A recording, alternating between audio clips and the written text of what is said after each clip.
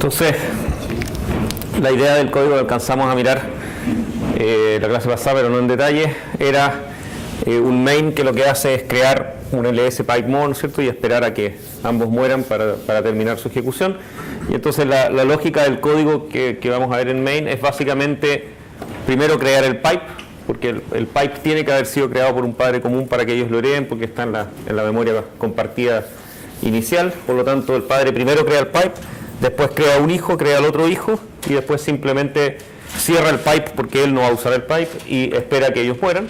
Y cada hijo son antisimétricos, ¿no es cierto? O sea, el ls va a escribir en el pipe, por lo tanto lo que le hace es cerrar el extremo de lectura del pipe, redirige su salida, o sea, la idea es que de aquí para adelante su file descriptor 1 apunte al pipe, vamos a contarles al tiro cómo se hace, y después hace exec de ls para que el ls nazca con su entrada y su salida listas, digamos. La entrada viene heredada del padre y la salida viene redirigida. Y ¿cómo se llama? More hace lo mismo, ¿no es cierto? Básicamente se cierra el pipe del otro extremo, el de escritura, porque él va a leer del pipe, se le va a redirigir su entrada estándar desde pipe sub 0, que es el otro extremo, y después se hace exec more para que more vuelva a vivir con su salida heredada del padre y con su entrada redirigida desde el pipe, ¿ok? Y el padre lo único que hace es esperar, bueno, cierra el pipe, porque recuerden que como pipe lo creo main, en realidad, y cada vez que hago fork, los file descriptors abiertos se heredan, entonces ls, more y main tienen los dos file descriptors del pipe abierto, ¿ok? Entonces, parte de la magia de esto es lograr que todos los extremos abiertos del pipe que no se van a usar hay que cerrarlos, o si no después estas metodologías de sincronización que vamos a ver no funcionan. Entonces, en el fondo, ls, o sea, hay que asegurarse que main cierre los dos extremos porque a él no le sirven. Por supuesto tiene que hacer eso después de los forks, porque si lo hace antes del fork, los otros van a heredar los file descriptors ya cerrados. Entonces, crea el pipe, hace los forks y después cierra, ¿ya? ls cierra solo el extremo de lectura porque él va a escribir, y more cierra solo el extremo de escritura porque él va a leer. Y con eso entonces queda una versión de cada file descriptor abierto en el sistema, y con eso de ahí para adelante va a funcionar bien. Ya, entonces para la magia hay que introducir algunos pequeños detalles todavía. Vamos a usar para la redirección, digamos, de la entrada-salida, la idea es que miremos, por ejemplo, el caso de ls. Entonces, ls, hay una secuencia que después uno se aprende casi de memoria, pero que es un poco mágica, que básicamente es cerrar el extremo del pipe que no voy a usar. Eso no tiene que ir con la redirección, es simplemente cuando yo no voy a usar un extremo del pipe, tengo que cerrarlo porque si no después las cosas no funcionan. Entonces, fds sub 0 es el extremo de lectura del pipe, a ls no le interesa, por lo tanto lo primero que hace es cerrarlo. Esto de acá, estas dos instrucciones mágicas, básicamente lo que están haciendo es decir, yo quiero que mi file descriptor 1 quede apuntando, entre comillas, ¿no es cierto?, al file descriptor sub 1 del pipe. fds sub 1 del pipe va a ser un número así como 4 o 5, es un número bajito, digamos, pero después del 1, 2, 3, o sea, del 0, 1, 2, perdón, porque el 0, 1, 2 ya están tomados, ¿no es cierto? Entonces, en el fondo, tengo acá un número y quiero que ese número, entre comillas, debo decirle, yo quiero que ese número sea mi file descriptor 1. Entonces, como no tengo una forma natural de hacer eso, hubo que inventar una función nueva, que es la otra forma. Hemos estudiado dos formas de crear file descriptors, open y pipe. ¿Okay? Entonces, esta es una tercera forma de crear de obtener un nuevo file descriptor, se llama dup, y dup, como su nombre lo indica, digamos, lo único que hace es decir, en el fondo yo le paso un file descriptor y él me crea un clon de ese file descriptor, pero en un nuevo número, como si estuviera haciendo, es como hacer un open de un file descriptor, entre comillas, ¿no es cierto? Y esos dos file descriptors son lo mismo, o sea, en el fondo yo puedo usar el que yo le pasé parámetro o el que él me retorna, dup retorna un file descriptor sin problema, ¿ya? ¿Esto es la misma instancia? ¿O son como distintos? No, son la misma. O sea, si tú haces write en el primero, write en el segundo, o read en el primero, read en el segundo, va a ser y lo mismo. Es irrelevante en el fondo. No es que sean como copias, por ejemplo, de los datos o algo así. No, son dos formas de llamar lo mismo, ¿ya? Entonces, al duplicar un file descriptor, yo en el fondo es como que volviera a ser open, por lo tanto, dup, igual que pipe y igual que open, me garantiza que me va a retornar el file descriptor más pequeño disponible en el sistema. ¿Ya? Ahora, esto está hecho con una especie de abuso de poder, digamos, ¿no es cierto? Porque yo estoy confiando en que yo sé cómo funciona dup y por lo tanto ni siquiera reviso lo que dup me retorna. Obviamente ustedes deberían hacerlo bien uno debería llamar a dup y preguntar si dup me retorna menor que 0, significa que probablemente sacaron los file scripts y eso falló y que se. Pero a esa altura es todo eso tan grave que probablemente da lo mismo. Así que, pero uno debiera chequearlo, pero el código no quiero enredarlo en este nivel y además esto van a ver que en la práctica finalmente siempre funciona, entre comillas, ¿no es cierto? Pero en un código de producción uno siempre debiera chequear que dup retorne mayor que 0, digamos. Y de hecho, en este caso en particular, yo debería chequear que dup me retorne 1. ¿Okay? Yo sé que 0, 1 y 2 están abiertos. Lo que yo hago es close de 1. Por lo tanto, 1 yo sé que es el file descriptor más pequeño disponible en este minuto. ¿Okay? Pues 0 está tomado y 1 lo acabo de cerrar. Por lo tanto, 1 está libre. Entonces yo sé que dup me va a retornar 1. ¿Se fijan? Entonces lo que estoy haciendo es como un abuso de confianza, digamos, y decir, ok, yo sé que dup me va a retornar 1, así que para qué voy a chequear que retorne 1. Entonces lo llamo nomás y sé que me retornó 1. Y ahora, como tengo dos versiones del file descriptor, en realidad solo me interesa la que dice 1 y por lo tanto puedo llegar y cerrar fds sub 1 porque esa es la copia que no me interesa. Entonces, esto de acá lo pueden leer como le estoy asignando al file descriptor 1 lo que antes había en fds sub 1 y me deshice de la versión esa que se llamaba fds sub 1. ¿Ya? Esto es básicamente redirigir la salida estándar del proceso. ¿Okay? Yo tengo una salida estándar y la hice apuntar a otro lado que yo no sé qué es, pero sé cuál es su file descriptor. En este caso sé que es un pipe, pero en realidad podría ser cualquier file descriptor abierto y yo podría redirigirle la salida para allá.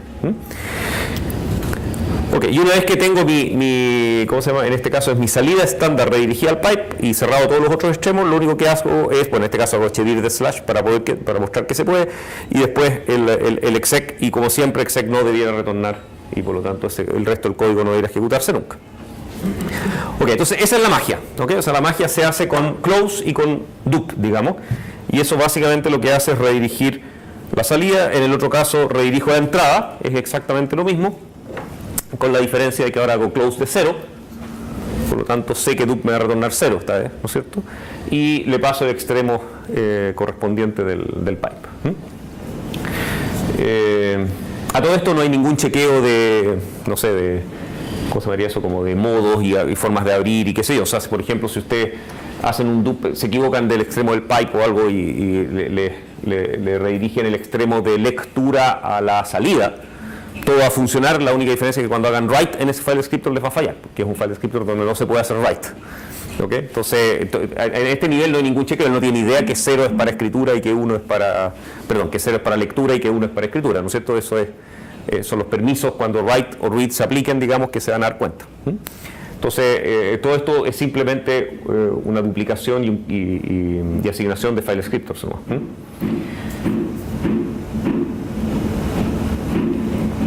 Ok, entonces,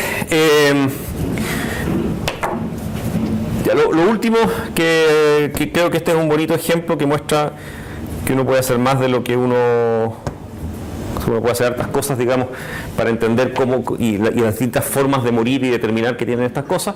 Vamos a hacer un esfuerzo por, vamos a mirar cómo murió LS nomás, ¿no? Porque tengo LS y more, uno podría estar mirando los dos, pero se vuelve complicado. Entonces vamos a concentrarnos en LS nomás. ¿Cómo moriría LS en las distintas combinaciones? Él es el que está escribiendo en el pipe, ¿ya?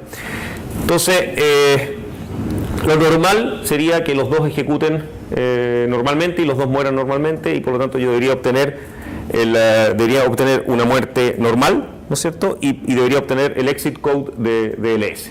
¿Ya? Ese es el mundo razonable, digamos. Pero además le puse un poquito de código aquí para el caso en que muera por una señal, por dos razones. Una, porque dijimos que si more muere primero y LS muere después, debiera morir con un sick pipe LS, y por lo tanto deberíamos ser capaces de descubrir que murió anormalmente, y deberíamos descubrir que murió con sick pipe mirando los flags donde viene codificada la señal con la que murió. ¿Okay? Entonces vamos a tratar de pillarlo cuando muere con sick pipe y cuando no. ¿Ya? Cuando ustedes escriben ls pipe algo en el shell, digamos, y alguien muere con un sick pipe y el shell se da cuenta, les da un mensajito de error. que dice broken pipe, es divertido el mensaje. Incluso en español lo tradujeron tal cual y dice tubería rota, uno no entiende nada lo que quiere decir, pero básicamente lo que quiere decir es que en el fondo alguno de los procesos que estaban ahí estaba escribiendo en un pipe y recibió un SIG pipe de vuelta. Entonces una tubería rota es porque en el fondo, como puede ser un pipe de varios procesos, ¿no es cierto? En alguna parte alguno de los procesos al medio se murió y ya no podemos seguir escribiendo en esa tubería, ¿eh? Entonces el mensaje de error efectivamente es tubería rota, es muy simpático. Pero no siempre uno lo ve porque como son muchos procesos y mueren por distintas razones, no siempre se detecta. Pero nosotros debiéramos en este caso ver el SIG pipe de LS. Y además le pusimos que es el SIGINT, que es el control C.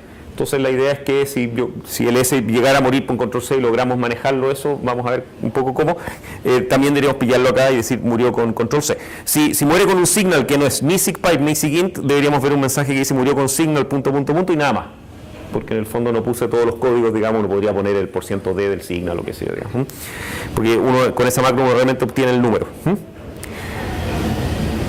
Y ahí el if stopped lo vemos después, que no lo probé, pero es complicada la parte. SIG stop es un lío, es súper útil y es cómodo y sobre todo en la época de los terminales era muy cómodo, pero la verdad es que es muy enredado de manejar. Pero lo vamos a mostrar al final si me alcanza el tiempo. Entonces vayamos con las combinaciones simples primero. Primero probar que funciona.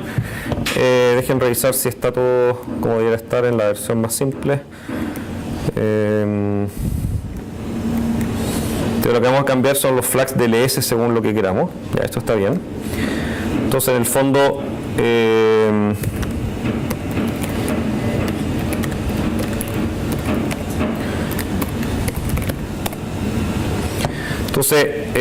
un LS de slash es pequeño, digamos, me alcanza a caber perfectamente en la pantalla, por lo tanto ni siquiera vimos si more se ejecutó o no, ¿no es cierto? Porque en el fondo toda la salida, digamos, cabe en largo de las líneas, y el S murió normalmente con un exit code 0 porque ejecutó sin problemas, ¿no es cierto? Y terminó su ejecución. Lo único importante es ver que las rayitas están al comienzo y al final y que no se mezclan, ¿no es cierto? Porque efectivamente yo esperé hasta que el S terminara completamente su ejecución antes de tirar mis rayitas al final.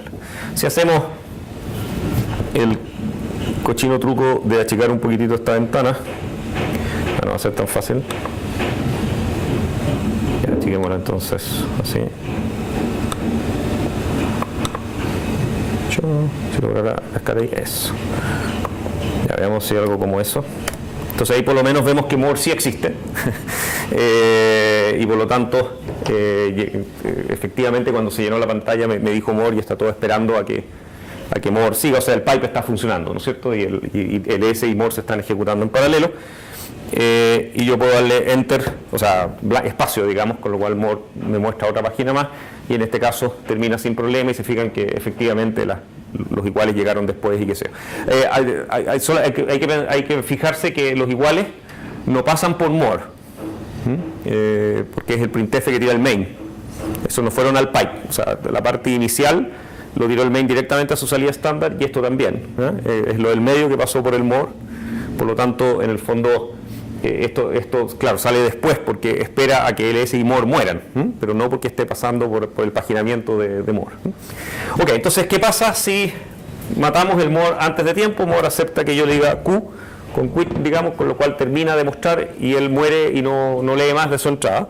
Entonces, en teoría, nosotros habríamos esperado que LS está escribiendo en el pipe, more está leyendo el pipe. Si yo mato a more diciéndole Q en la entrada estándar, more debería morir, debería cerrar el pipe y por lo tanto el S debería morir con un SIG pipe, ¿cierto? Es lo que uno habría esperado, pero no muere con un SIG pipe, muere normalmente. ¿Alguien tiene alguna teoría? La idea es que el pipe es un buffer, entonces en realidad el S terminó hace rato y escribió un montón de bytes en el pipe. ¿Okay? Y more no ha terminado de leerlo, pero en realidad no es instantáneo, ¿no es cierto? No es un buffer de tamaño 1. Entonces, en el fondo, el ES nunca supo que sus bytes no se leyeron completo. Él hizo todo el write, terminó, murió y more todavía estaba ejecutando. Por lo tanto, en realidad necesito que el ES sea mucho más largo en su vida para poder matarlo con un SIG pipe. Entonces, lo que vamos a hacer, voy a volver a agrandar la ventana, y lo que vamos a hacer en realidad es que vamos a hacer un ls más largo. Entonces ls uno le puede... perdón, antes de hacer eso en realidad es otra la prueba bonita que hay que hacer. Pasémosle un argumento equivocado a ls para que genere un error, digamos, ¿no es cierto? En el fondo ls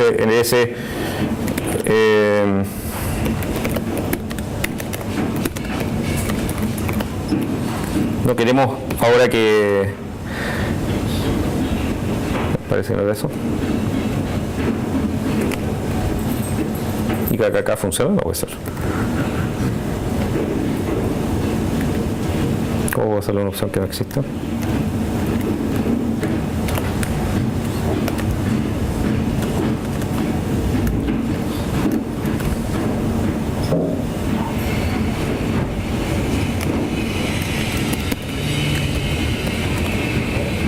Ahí sí. O sea, acá es una opción que vale, para decir, el ls tiene demasiadas opciones. Ok, entonces, ¿qué es lo que ocurre si es que el ls tiene una opción equivocada? Significa que el exec va a funcionar bien, ¿no es cierto? Va a ejecutar, pero por supuesto no va a tirar salida estándar. ¿Ok? Entonces, efectivamente, si se fijan, curiosamente logra que funcione razonablemente bien. En el fondo, ls ejecuta, es el ls el que dice que recibe una opción equivocada. De hecho, me dice que haga el help si quiero más información. Esto va a la salida estándar, perdón, a la salida de errores, ¿ya? No a la salida estándar. Por lo tanto, a More en su pipe nunca le llegó nada, ¿ya? Y por lo tanto, More debiera morir por end of file, ¿no es cierto? Porque abrió un pipe del cual nunca llegó nada y después el S lo cerró, por lo tanto, él debería recibir un end of file y debería terminar normalmente, ¿ya? Y si yo, recuérdense que yo siempre me concentro en el ls, en More no me preocupo, entonces en realidad reviso con qué exit code me retorna el ls y me retorna con exit code 2, que significa que pasó algo raro, ¿no es cierto? Es el return code que por el hecho que las opciones estuvieron mal. Así que no estamos tan mal, o sea, esa parte también funciona bien. Ya, y ahora sí, tratemos de hacer un ls correcto pero más largo. Y aquí se pone entretenido. Veamos eso. Entonces, la opción "-r" es recursivo, o sea, empieza a hacer ls de todas las carpetas que encuentre. Como estamos en slash, esto no termina nunca, digamos. O sea, es una lista de los archivos de todo el sistema de archivos mientras tenga permisos, por supuesto. Por lo tanto, esto yo sé que no va a terminar nunca, y entonces tiene la gracia que fuera de los permission denied, que eso si se fijan sale fuera del More porque están en la salida estándar. Ahora sí puedo matar el More. Y por supuesto el ls no es que siga ejecutando infinitamente, sino que sigue ejecutando hasta que el pipe se llena y se queda bloqueado en algún write porque hay demasiados datos en el pipe y ya no puede seguir, y por lo tanto está ahí esperando. Y cuando yo mato More, ¿no es cierto? Ahí sí su write le retorna, o sea, perdón, recibe un sick pipe, y como no lo está atrapando ni nada, porque no, simplemente muere. Y se fijan, el padre entonces ahora recibe que el ls murió normalmente, que murió con un signal, y mira ve claramente, digamos, de que fue matado con un sick pipe como correspondía. ¿Ya? Ya, todo esto, este es el tipo de cosas que dejan de funcionar con cualquier close que ustedes olviden, ¿no? O sea, en el fondo les puse hartos comentarios en el código de que cualquiera de estos close que no se haga hacen que estas cosas no anden. Si ustedes, por ejemplo, el más fácil de comentar es este de acá, por ejemplo, si el padre, que es el padre común de los dos, él olvida cerrar sus pipes, de ahí para adelante todo muere, ¿no? O sea, más bien funciona, pero no funciona, digamos, ¿no? O sea, en el fondo ahí tenemos el ls, y si yo lo mato, ahí murió More, no hay nada más, le dice quit, y todo sigue pegado porque nunca recibe el sick pipe el ls. Si yo le saco el "-r" ahora,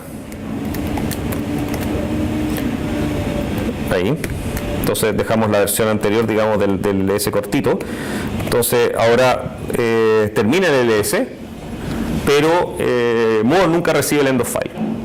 ¿Okay? O sea, el ls terminó, murió, pero More no murió. ¿Okay? ¿Y por qué no muere More? Porque su end of file nunca recibe, porque hay un proceso que todavía tiene abierto ese pipe que podría escribir en ese pipe, y por lo tanto él no tiene cómo saber de que sacaron los datos. ¿Se fijan? Entonces, cualquier close, de todos esos millones de close que hicimos, cualquiera de esos que se les olvide, el sistema murió, ¿ya? Siempre tienen que dejar un solo file descriptor abierto para asegurarse de que estos mecanismos funcionen. Ya, para poder matar esto, ¿cuál es la situación en la que estamos? Main está en un wait, esperando que LS muera. More ya murió y LS ya murió porque terminó y More está esperando leer desde el pipe, está en un read. Yo dije control C y es para poder matar a todos estos procesos, digamos, y seguir. ¿Por qué no obtuve nunca el mensaje del padre diciendo murió con control C, etcétera, y por lo tanto hubo un error? Bueno, dos razones. Primera, porque en primer lugar LS nunca murió con control C. LS murió normalmente y ya estaba muerto cuando dije control C, ¿no es cierto? Pero sí podríamos haber obtenido, me faltaron las rayitas del final del main y que me hubiera dicho LS murió normalmente, que es lo que debió haber ocurrido. Nunca obtuve ese mensaje. ¿Por qué? Cuando dije control C, todos los tres procesos pertenecen al mismo process group. Y por lo tanto, cuando digo control C desde el terminal, todos reciben SIGINT. Y como ninguno lo tiene atrapado, todos mueren abruptamente. Por lo tanto, el main nunca terminó normalmente, nunca volvió a ese wait donde estaba esperando amor. Entonces, si queremos, estaba esperando amor, suena bien eso. Si queremos que efectivamente el padre haga su pega y siempre vea y podamos ver si la gente murió con control C, etcétera, estamos obligados a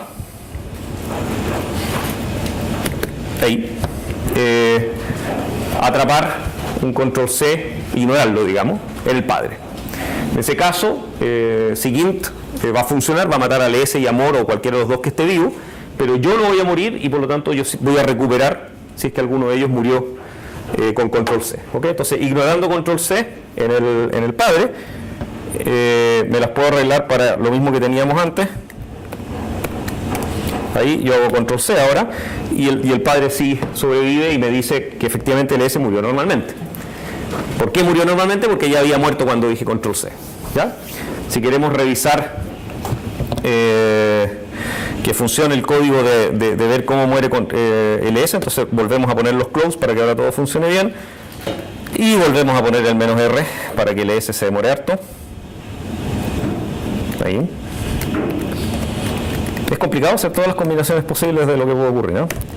Y entonces ahora sí puedo decir control C y LS efectivamente muere con control C en vez de morir con SIGPipe. ¿Ok? ¿Y por qué lo pude atrapar? Porque el padre... A todo esto, todos murieron con control C, More también. ¿Ya? Solo, acuérdense que yo no miro cómo muere More, pero en realidad efectivamente los dos recibieron los dos control C. Yo también lo recibí, pero lo ignoré. ¿Okay? Porque tengo el handler instalado para ignorar el control C y por lo tanto pude hacer ahí la recolección, digamos, de los cadáveres. Dejen ver si hay alguna otra combinación rara que se me haya ocurrido hacer.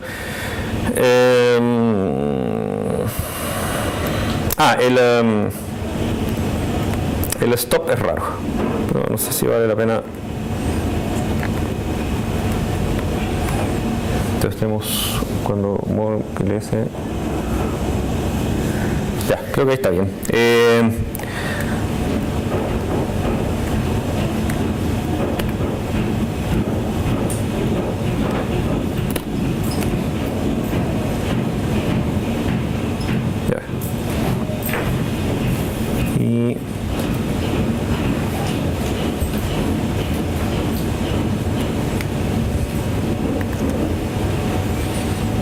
Lo voy a eliminar ese código mejor.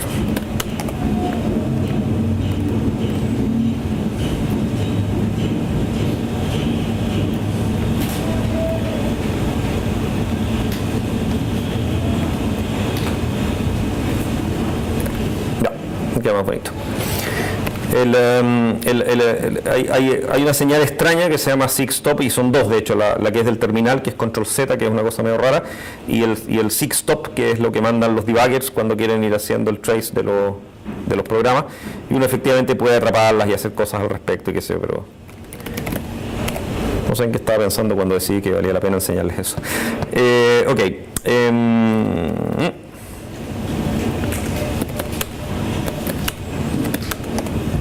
Como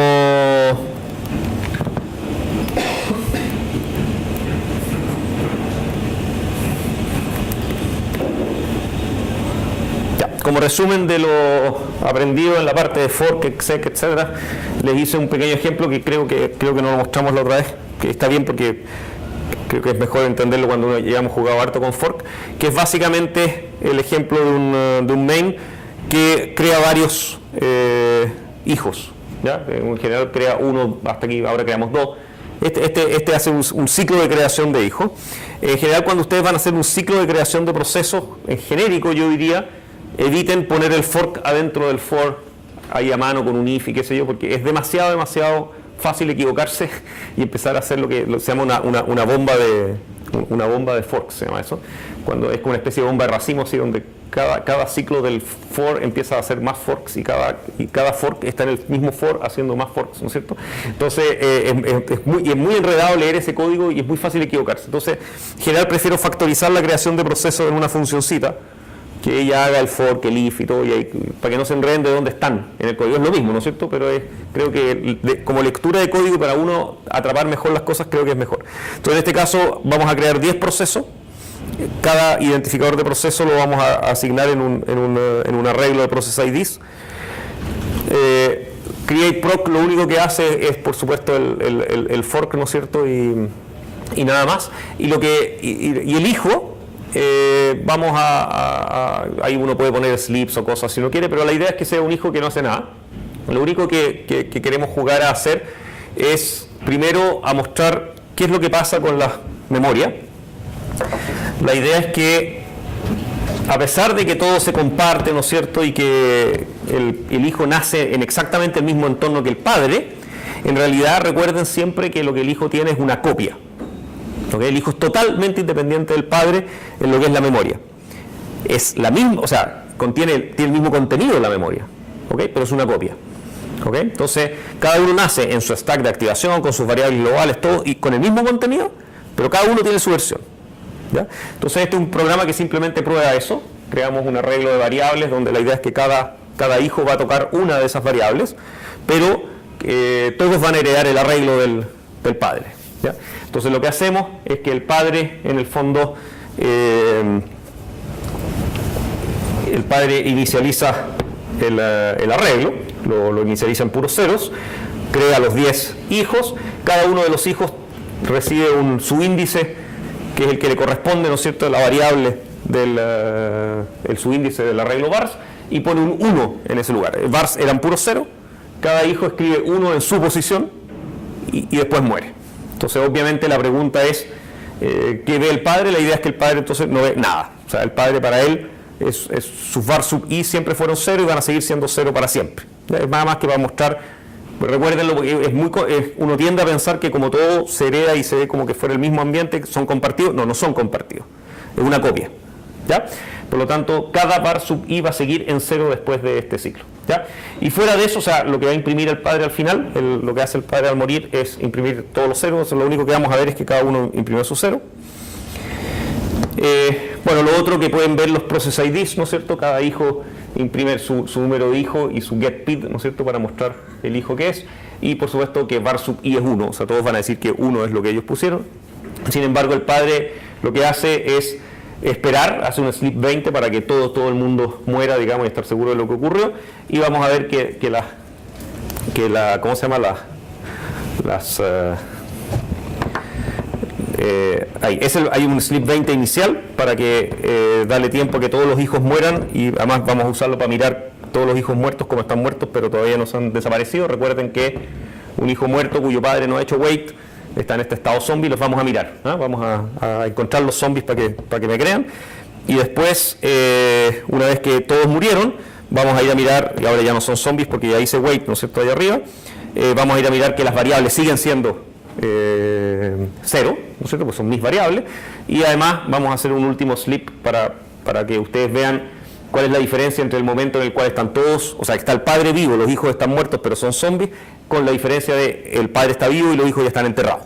¿Okay? O sea, dejaron de ser zombies porque ya hice wait de todos ellos, pero el padre sigue ejecutando. ¿Ya? Es nada más que para mostrarles esos snapshots. Y después les agregué, eso es novedad de este año, les agregué el código simple de cómo hacer para que los zombies no les molesten en la forma más simple posible. Entonces, Creo que es la forma más simple posible. Entonces la idea es, hagamos esto así nomás.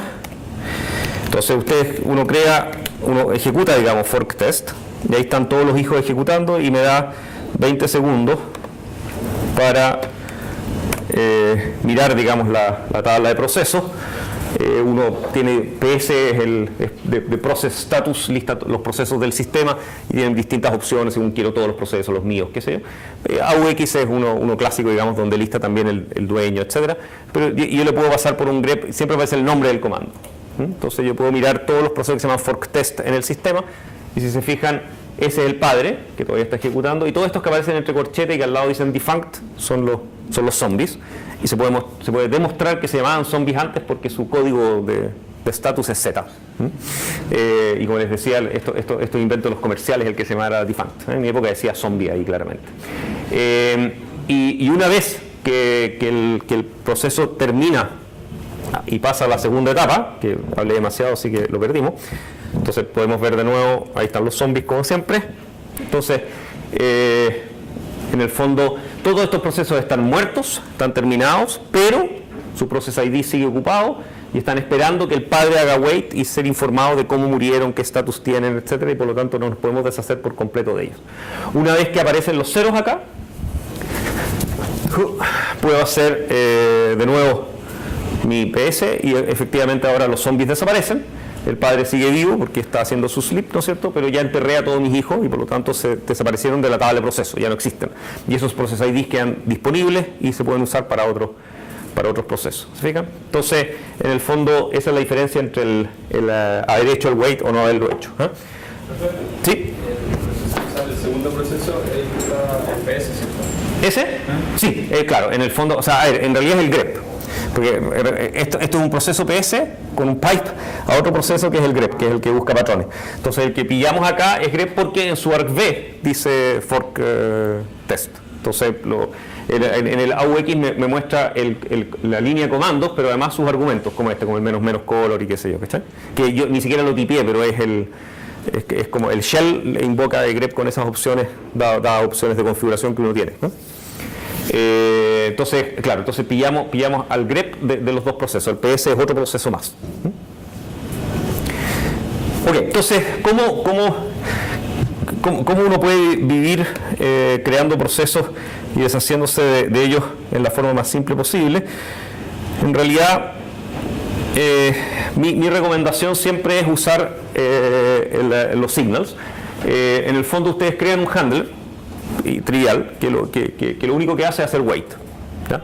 Esto estoy tratando de hacerlo lo más simple posible, ¿ya? Lo que yo digo es como cumplir con la pensión alimenticia y nada más, digamos, ¿no? O sea, es lo mínimo que me exige la ley, ¿ya? Entonces es la forma irresponsable de enterrar un hijo.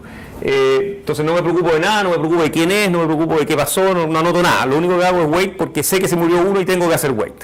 ¿Ya?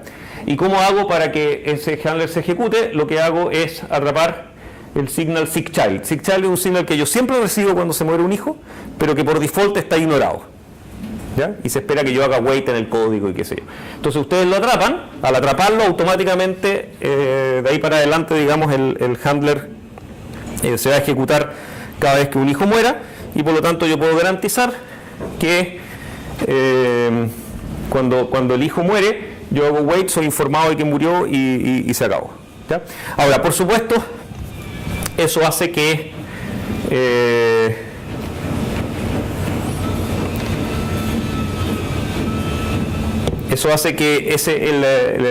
el wait PID que está acá debiéramos eliminarlo en realidad del código, porque ya hice el wait, por lo tanto no debería volver a hacer wait.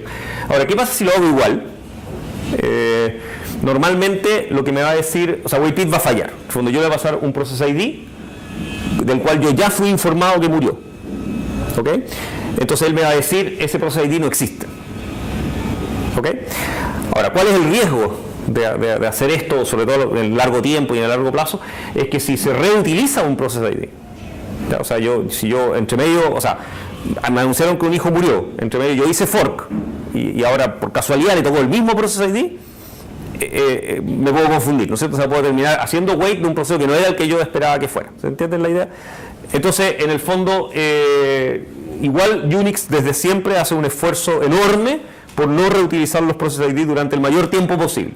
Los reutiliza por definición, pero trata de hacerlo. Entonces los Process ID siempre son como incrementales y van en secuencia hasta que se les acaban, ya hacen un wraparound y parten de nuevo del más chico posible.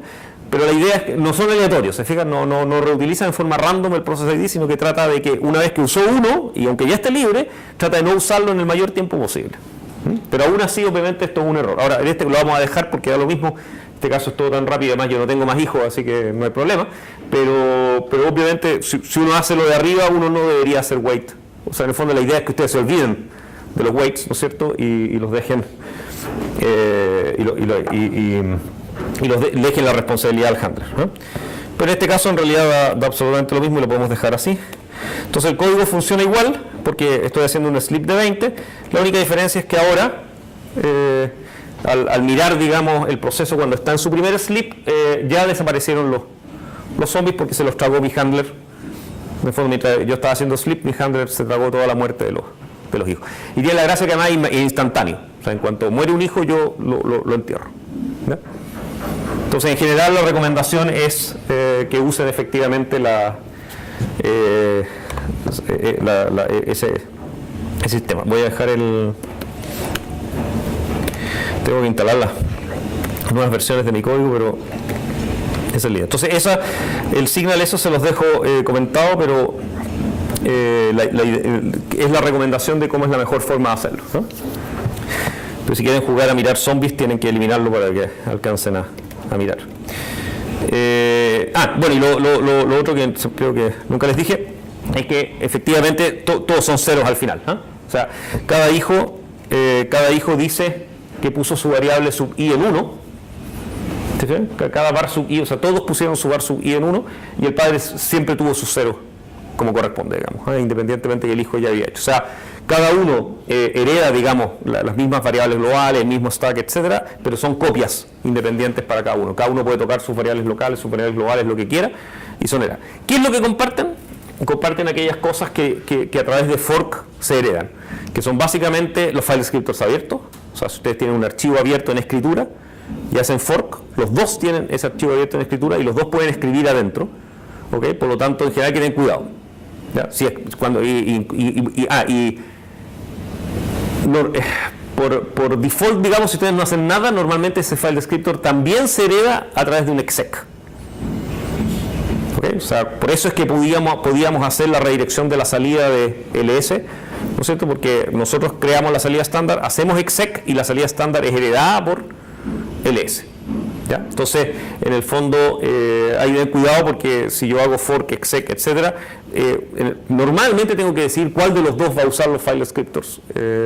Y normalmente no queremos compartirlos, salvo que sea, por ejemplo, la salida de errores, esas cosas dan lo mismo compartirlas, ¿no es cierto? Ahora, ¿qué pasa si los dos hacen write en el mismo archivo? Normalmente Unix, y creo... de RIT no me acuerdo si era así también, pero en el caso de write en particular, la idea es que es como que el puntero a donde estamos en el archivo en este minuto es compartido. Entonces, en el fondo, no es que cada uno escriba arriba del otro, qué sé yo, pero cada uno escribe en el lugar que le tocó cuando lo hizo, digamos. Pero todo lo que escriben queda dentro del archivo. O sea, se trata, pero es un lío, ¿no? O sea, en general, la idea en general es tratar de separar después las cosas.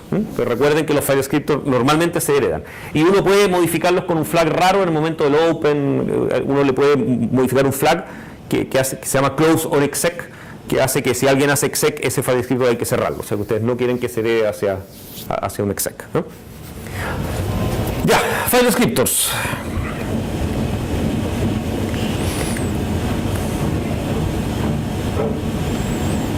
Ya, file descriptors.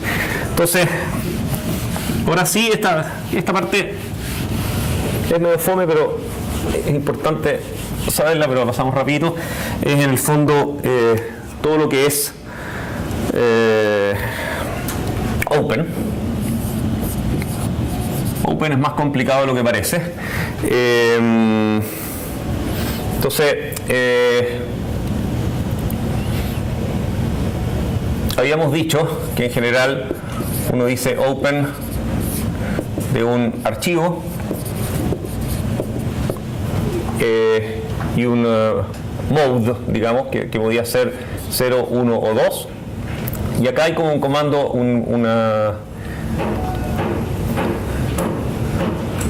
una cosa opcional, digamos.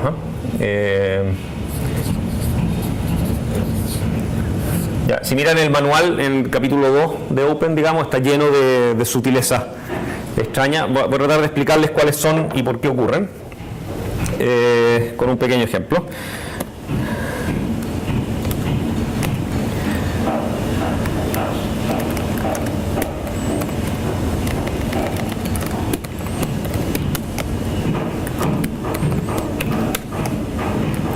Entonces, ¿se acuerdan del viejo copy que he hecho como 10.000 versiones? Esta la acabo de hacer, está recién salida al horno, es bonita. Entonces, la idea es hacer un copy. Habíamos hecho un copy que hacía read y write desde la entrada estándar a la salida estándar y nosotros no hacemos nada. La idea, hagámoslo con Open ahora. Entonces, vamos a pasar dos argumentos a copy, que va a ser el archivo de entrada y el archivo de salida. Esa es un poco la idea, el nombre del archivo de entrada, el nombre del archivo de salida. Y vamos a hacer Open de ambos y después vamos a hacer lo mismo de siempre. ¿Ya? Entonces, la idea es la siguiente.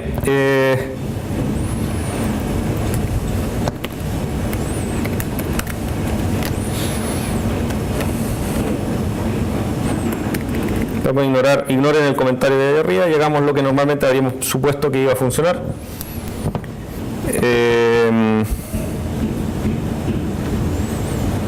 Ahí. Entonces, la idea es la siguiente. argv_1 es mi archivo de entrada. Entonces yo lo abro con la opción de read. Todo esto se llama, o read, si quieren ponerlo con nombre simbólico, digamos, está definido en algún gato define de por ahí arriba. Pero siempre he encontrado que 0, 1, 2 es más o menos obvio que uno puede llegar y ponerlos, digamos. En mi época creo que las constantes no existían, así que uno las llamaba 0, 1 y 2 nomás. Entonces, open uno lo pone en 0 y significa que estoy abriendo para lectura.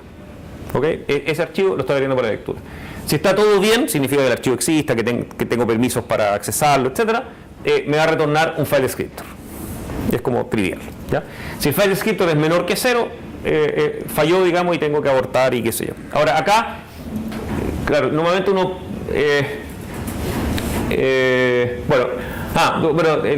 este truco de todo esto no es malo, ¿eh? Es que los mensajes de error sobre cómo se usó el comando, es sabio poner en el nombre del comando, no poner el nombre que ustedes creen que tiene el comando, sino que poner argv_0, ¿eh? Y así se salvan de cualquier nombre que le hayan puesto al ejecutable que ustedes tienen. Esto copia lo que el usuario pidió, ¿no es cierto? Sea cual sea el comando que dio, ustedes replican lo que él dijo. Total, así es como ustedes de verdad se llaman, si no, no podrían estar ejecutando. Entonces es como razonable poner el %s de argv_0 acá.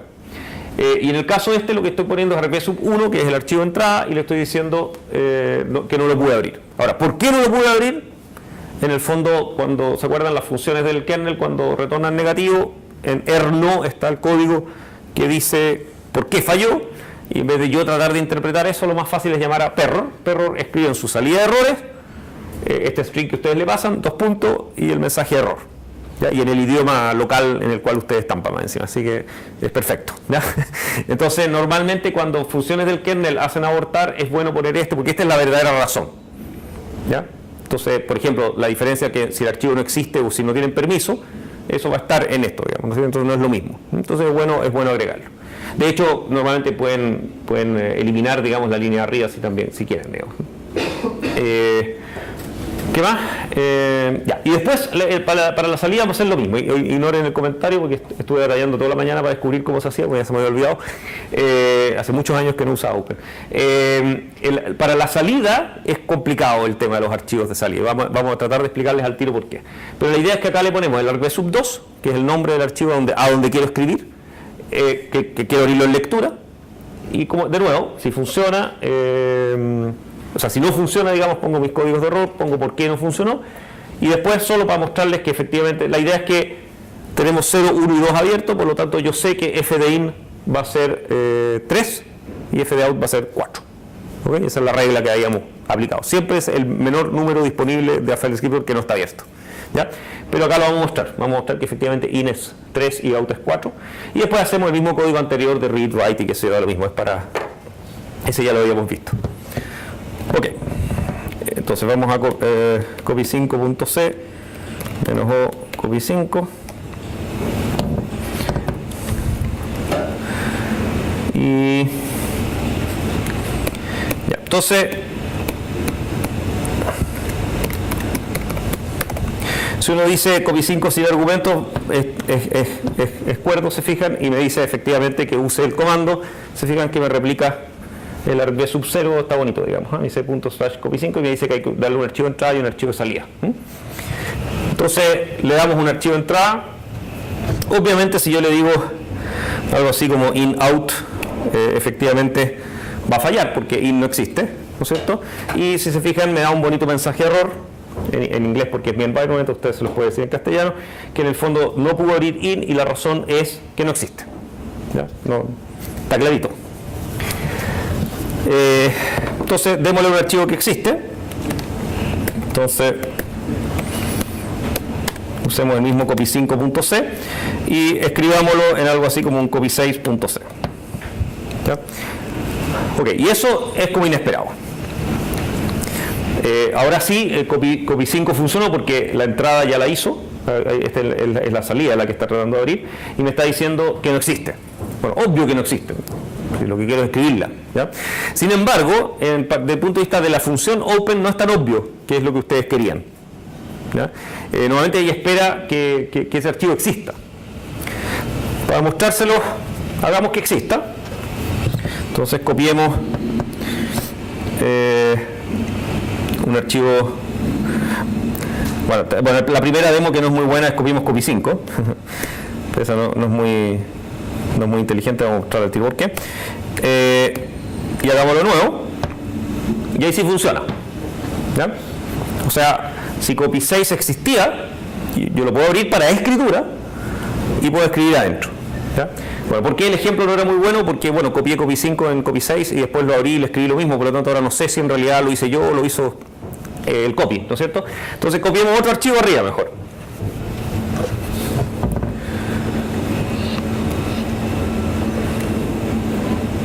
Copiamos un archivo grande para que sea más grande que el... Ups. No. Ahí sí. Ah, ya. No, en realidad, claro, está bien. Hagamos... Eso, sí, no se me había ocurrido. Ya. Entonces, copiemos, usando copy5, copiemos algo así como lsmore, por ejemplo. A copy6. Pero ten cuidado de no equivocarme porque si no voy a borrar mis propios programas. Ya, entonces vamos a copiar lsmode.c a copy6.c, por lo menos funcionó, y ahora podemos mirar qué es lo que quedó en copy6.c y esto se ve bien. ¿Ya? Ok, entonces ¿qué parece ocurrir? En el fondo, si el archivo existe, yo puedo escribir arriba, ¿cierto? Si el archivo no existe, falla. Un poco raro. Después voy a tratar de explicarles cuál es la lógica. Ahora, estamos copiando un archivo grande arriba de un archivo chico, por lo tanto quedó con el archivo. Pero ¿qué pasa si es al revés? Y hacemos... En copy6 tengo una copia del smore que es largo, y volvamos a mi versión anterior y tratemos de copiar copy5.c de nuevo en copy6.c, y si miramos lo que queda en el último,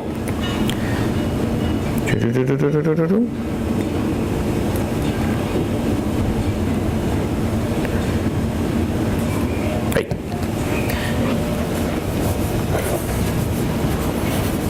El tipo abrió el archivo en escritura, escribió todo copy5.c y ahí paró, y acá está todos los restos de la versión original del copy6. ¿Okay? O sea, lo que él cree que ustedes quieren, y esto de nuevo viene de los muy viejos tiempos en que uno usaba estos archivos de acceso directo y cosas así, en el fondo que ustedes abren un archivo que ya existe en modo escritura y van a modificarlo. ¿Okay? Cuando la mayor parte de las veces, la verdad, es que cuando yo abro un archivo para escribir, yo quiero que si no existe lo cree, que si existe lo borre. ¿No es cierto? No sé, por lo menos a mí me parece natural que cuando escribo ese programa yo estoy pensando que si el archivo va a existir, él lo va a borrar y yo voy a poder escribir lo que yo quiero escribir, ¿no es cierto? Y no sobreescribir arriba de pedazo. ¿Ya? Bueno, como esto es medio anticuado, viene de los viejos tiempos y por lo tanto el default no es lo que ustedes quieren y entonces hay que darle más información para que esto ocurra y eso no es fácil de hacer desgraciadamente porque no quedó muy fácil. Entonces les doy el ejemplo acá de cómo uno debiera hacerlo. Tómenlo como receta, digamos. Ahora, la verdad es que uno hace muy poco open en la vida cotidiana. fopen, la función alto nivel de la biblioteca, hace todo esto por ustedes. ¿Ya? Y ella sí se comporta como ustedes creen que deben comportarse las cosas. ¿Ya? Pero open no, y por lo tanto hay que hacerlo a mano. Entonces la idea es que, aparte de darle el argv y el 1, que está ahí igual, que es el modo write, a este modo uno le agrega unos flags que van con OR, digamos, son bits, digamos, que uno les va agregando, que tienen el comportamiento default que ustedes quieren, ¿no? O create significa si el archivo no existe, créelo. O trunc significa si el archivo existe, bórrelo. ¿Ok? Entonces, estas dos creo que es lo estándar que uno normalmente quiere. Ahora, el problema es que los archivos tienen permisos, los vamos a ver cuando al tiro, digamos, que es lo que viene ahora que es sistema de archivos. Tiene unos permisos que son si tienen permiso de lectura, de escritura, en fin. Entonces, la pregunta es, ok, lo creo, pero ¿con qué permisos? ¿Ya? Entonces, cuando ustedes ponen ocreate, están obligados a entregar un tercer argumento que es opcional, porque acá no va, ¿no es cierto? Que es un argumento opcional, que es los permisos con los cuales ustedes quieren que ese archivo se cree. ¿Ya? Esto por ahora tómenlo como receta nomás, digamos, son unos pocos bits que uno le pone. Esto es una notación octal, por eso empieza por 0, y 666 porque son de a 3 bits, se puede mover, es trivial la notación y es fácil. También hay unas formas, por supuesto, con macros de decirle write, read, no sé qué, pero no se entiende nada, que es una cosa gigantesca, porque son 3 permisos además, de los cuales, o sea, son 3 permisos multiplicados por 3 versiones distintas, entonces queda una cosa muy complicada. En general es más fácil llegar y escribirlo. Por ahora, créanme, digamos, ese es el permiso con el cual yo quiero que se cree. ¿Ya? Y con eso funciona todo como ustedes esperarían que funcione. Entonces ahora podemos compilarlo y podemos volver a hacer lo que habíamos hecho, o sea, copiamos copy 5 a copy 6 y ahora ya no tengo los restos. Ahí termina, ustedes no lo saben, pero ahí termina. Por lo tanto, ya no tengo los restos del otro. Y si no existiera copy 6, yo puedo, y funciona. Y si miramos, en general, no, eso. Si miramos los permisos con los que quedó, que son estos read, write, execute, acá, que los vamos a entender al tiro en la próxima clase, quedo con algo, digamos, que la idea es que esto se calcula en función de esos 666 que leímos. ¿Ya? Pero ahí no tendría un write al final. Pero es porque él no quiso ponérmelo. Yo le dije que a mí me gustaría y él no quiso, y eso es porque en el fondo hay como una especie de modificación que uno hace con respecto al entorno. No se los voy a explicar, pero se los voy a mostrar. Donde la teoría de esto es algo así como que lo que tú le dices va a pasar por un filtro de seguridad que son las opciones del usuario. ¿Ya? Entonces el usuario no quiere, porque la idea es que estos son los permisos que yo tengo, estos son los permisos que mis amigos tienen y estos son los permisos que la gente que yo no conozco tiene. Entonces el último, la idea es que nunca quiero darle permiso de escritura. Alguien dijo eso. ¿Ya? O sea, ahora yo lo puedo hacer a mano, pero en el create no me lo aceptó, si tuviera. ¿Ya? Pero lo que yo le dije sí quedó, porque yo quería que tuviera read write. Si fuera superusuario, ¿lo aceptaría? Buena pregunta. Creo que no. Porque lo que pasa es que el filtro de seguridad no lo pone el sistema, sino que lo pones tú mismo en tu environment. Entonces supongo que al superusuario se le aplica igual, pero no lo prometo. Ok, entonces tómenlo como receta, digamos, no es muy friendly, digamos, pero funciona, ¿no?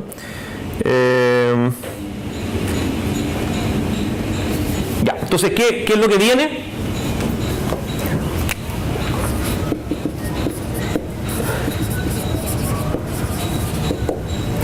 Esto es un poco aburrido, pero prometo no pasar más de una clase en la parte aburrida, pero súper interesante en genérico, ¿no? Porque da para montones. La idea es que el sistema de archivos en Unix es mucho más que lo que parece ser, ¿ya? Porque uno diría un sistema de archivos son carpetas, son directorios, qué sé yo, pero en realidad en Unix hay un montón de conceptos que que fueron revolucionarios en su época todo esto y que hoy día todos los sistemas del planeta los tienen, que son dos ideas importantes. Una, que el sistema de archivos es un árbol, que ese árbol tiene una raíz. La raíz es el único archivo en todo el sistema que no tiene nombre, ¿no es cierto? Y que uno tiende a llamarla slash, a pesar de que slash obviamente no es un nombre, y slash es el separador que uno usa para separar, digamos, los caminos que llevan desde carpeta hasta archivo. Y tiene estos dos conceptos de que en el fondo hay directorios o carpetas, ¿no es cierto? Y archivos finales, que son los archivos normales que uno crea, digamos, ¿no es cierto? Esos eran los dos elementos base. Y otro invento genial que en la época era muy importante, además porque había muchos dispositivos, había muchos discos, los discos eran caros, los discos duros, y los lectores de disco no eran tan caros como los discos. Entonces lo que uno hacía es que los discos magnéticos uno los atornillaba en una especie de lavadora de ropa donde se leían, y después uno los sacaba y los guardaba y ponía otro. Entonces el concepto de que un disco y un drive eran dos cosas distintas, digamos. O sea, el disco uno lo sacaba y lo ponía. Entonces en esa época era algo que se usaba mucho, digamos, porque los discos magnéticos eran muy caros. Y entonces desde el comienzo se le ocurrió esta idea de que habían pedazos del sistema de archivos que aparecían y desaparecían, que hoy día es genial, porque en realidad uno hace eso a cada rato entre pendrives y cosas raras que aparecen. A cada rato uno está insertando nuevos pedazos del sistema de archivos. Y entonces se les ocurrió la idea de que esos nuevos pedazos siempre iban a formar parte del árbol, no iban a hacer cosas raras, ¿ya? Entonces el sistema de archivos incluye pedazos que son otros discos, e incluso discos desmontables, o sea, discos que pueden entrar y salir.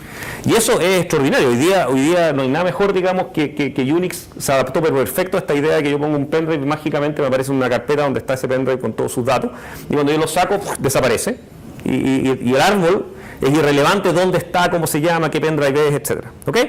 Ese es el error clásico, digamos, de los muy viejos tiempos de Windows, que todavía anda por ahí del C2 puntos, del D2 puntos, ¿no es cierto? Que echa a perder toda la notación, porque significa que después yo hago un programa que abre un archivo y tengo que saber en qué drive está para poder nombrarlo. Es terrible. Esto de poder hacer nombres relativos, ¿no es cierto?, que se llaman con respecto a la carpeta actual y que es independiente de en qué dispositivo está, es extraordinario. O sea, fue algo que arregló la vida para todo el Unix hacia adelante. Entonces, esos dos conceptos de discos montables y desmontables, ¿no es cierto?, y el hecho de que son directorios y que es un solo árbol, es genial. Y el tercer concepto, que lo vamos a ver en la próxima clase, es que además, en realidad, el sistema de archivos decidieron, no sé si desde siempre, pero sí creo que desde siempre, decidieron que además de ser directorios y archivos, iba a ser un espacio nombre. ¿Okay? Entonces, todo lo que existe en el sistema, que ustedes le quieren poner un nombre, forma parte del sistema de archivos. Entonces, hay cosas en el sistema de archivos que ustedes las abren, las leen y qué sé yo, pero no son archivos. ¿Ya? Entonces, en particular, todos los dispositivos de entrada-salida que a ustedes se les puedan ocurrir tienen un nombre en el sistema de archivos y uno los abre. Y no vamos a ver el detalle de cómo funciona. En el sistema operativo después aprenden hasta implementar ese tipo de cosas, pero implica que si ustedes quieren agregarle un nuevo hardware, por ejemplo, al sistema que soporta la interfaz de Open, Read, Write, Close, es simplemente cosa que le ponen un nombre en el sistema de archivos, crean su driver en el sistema operativo y todo funciona mágicamente. Y uno puede hacer Open de una puerta serial y hacer read y write, digamos, como si fuera, y uno obtiene un file descriptor, es todo igual de ahí para adelante. Entonces son tres conceptos clave que son muy bonitos y los vamos a ver. Y por supuesto todo esto dentro del sistema de archivos está protegido por un ambiente de permisos, ¿cómo se llama?, de usuarios, ¿no es cierto? Todo esto está incorporado, digamos, dentro del sistema de archivos. Los archivos tienen propiedades que permiten saber si ustedes tienen derecho a manipularlo y hacer qué con ello. Es bastante simple, es básicamente read, write y execute, son las únicas cosas que ustedes pueden hacer con los archivos. No es un sistema de estos de jerarquías de seguridad así a lo militar, pero es súper práctico y para todos los fines prácticos funciona perfecto. Es como suficientemente simple y complicado como para que provea lo que uno quiere. Ya, los dejamos para la próxima clase.